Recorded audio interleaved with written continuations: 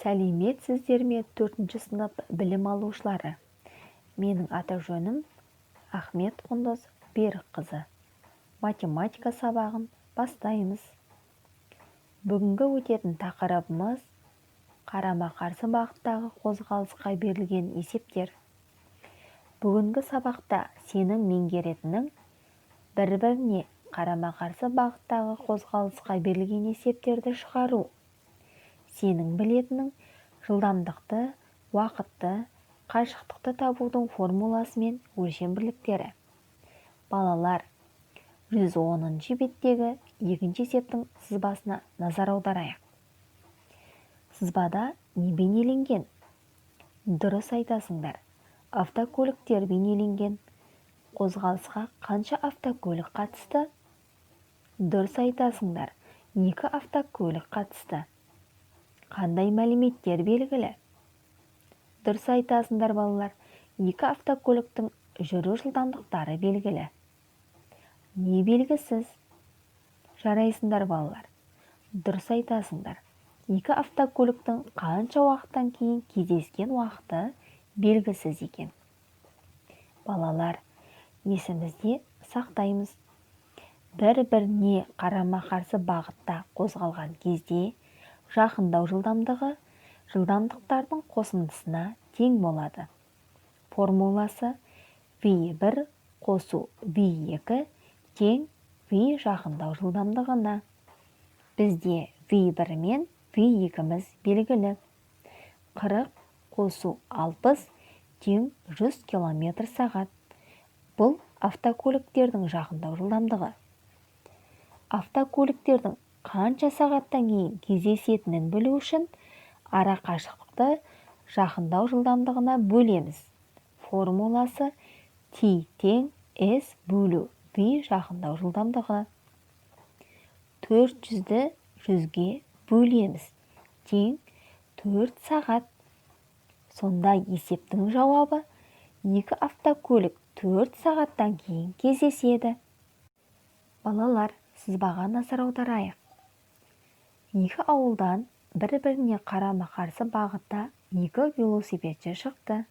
Арманның жылдамдығы 14 км/сағат болса, Әлиянікі 12 км/сағат. Олар 2 сағаттан кейін кездесті. 2 ауылдың ара қашықтығы қандай? Қандай мәліметтер белгілі? Дұрыс айтасыңдар. Арман мен Әлияның жүру жылдамдықтары белгілі.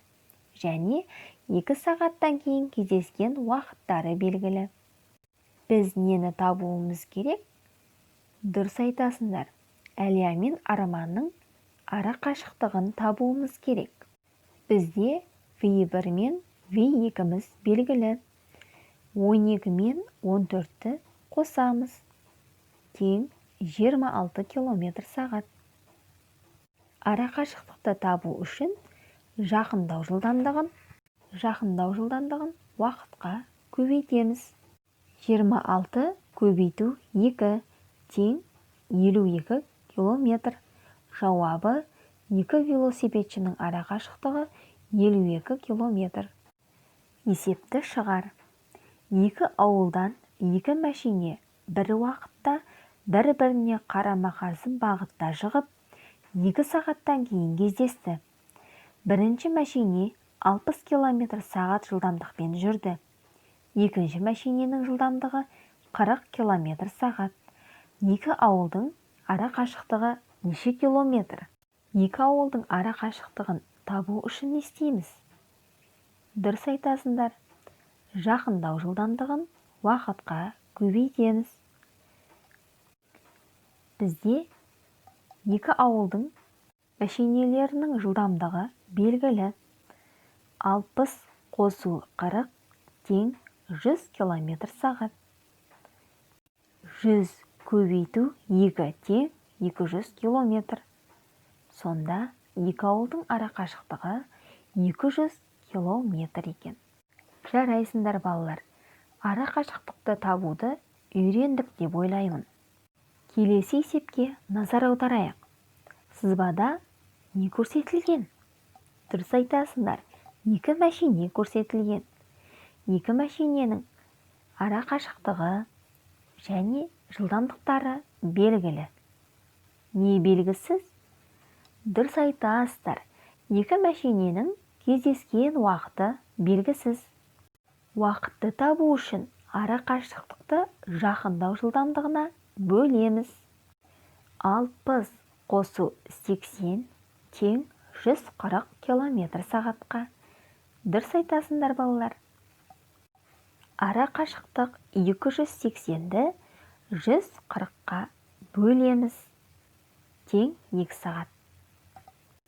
Жауабы 2 сағаттан кейін 2 мәшине кездесті. Дұрыс айтасыңдар балалар. Сендер уақыт пен ара қашықтықты табуды үйрендіңдер деп ойлаймын. Келесі тапсырма. Сызбаға қарап есепті шығар. Есептің дұрыстығын тексерейік. Жарайсыңдар балалар. Сендер екінші мәшиненің жылдамдығын таптыңдар. Ол үшін ара қашықтықты уақытқа бөлдіңдер. Шыққан мәнін бірінші мәшиненің жылдамдығына азайттыңдар.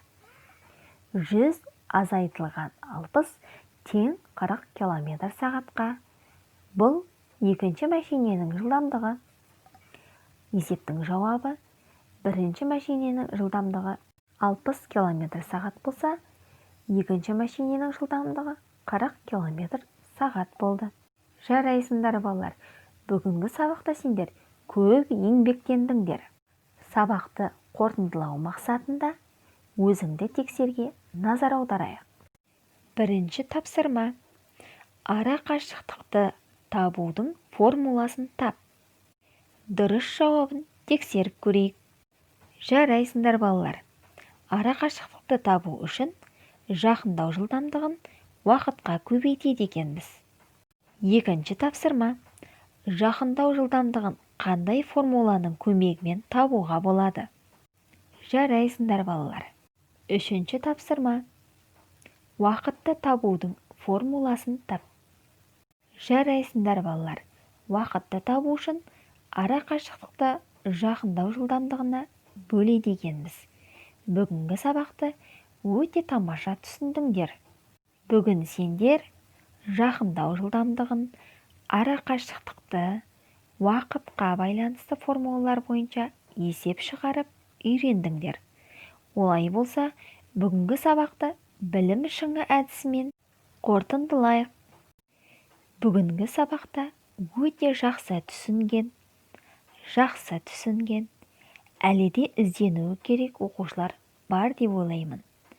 Бүгінгі сабаққа белсене араласқандарың үшін үлкен рахмет. Сау болыңыздар. Сабақ осымен аяқталды.